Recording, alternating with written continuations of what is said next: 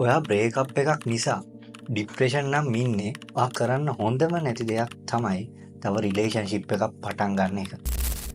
ඒ මොකද එහෙම කියන්නේ ඔයා මේ පටන් ගන්න රිලේෂන්ෂිප් එක නිසා ආයෙත් සැරයක් බ්‍රේකප් වුණොතින් ඔයා ඉන්න තැනටත් වැඩිය පල්ලෙහාට ගිහිල්ලා තමයි නවතින්නේ. ඔයා හිතනවා ඇති ආයෙ මට එහෙම දෙයක් වෙන එකක් නෑ කියලා. එයා මට එහෙම දෙයක් කරන එකක් නෑ කියලා. එයා හොඳ මිනිස්සෙක් කියලා ඔයා හිතනවා ඇති. එහෙම පොසිටිව් හිතන එක හොඳයි. නමුත් ඇයි අපි මේ වෙලාවේ තව රිස්ක් එකක් ගන්නෙ?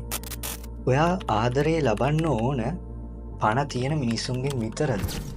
ඔයාට කාලයක් යද්දී තේරෙන්න ගන්නවා පණ නැති දේවල් වලින් පණ තියෙන මිනිස්සුන්ගෙන් ලැබෙන ආදරයට වඩා වැඩි ආදරයක් ලැබෙනවා කියලා.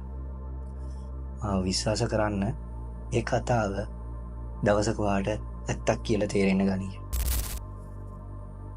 මම ආරච්චි.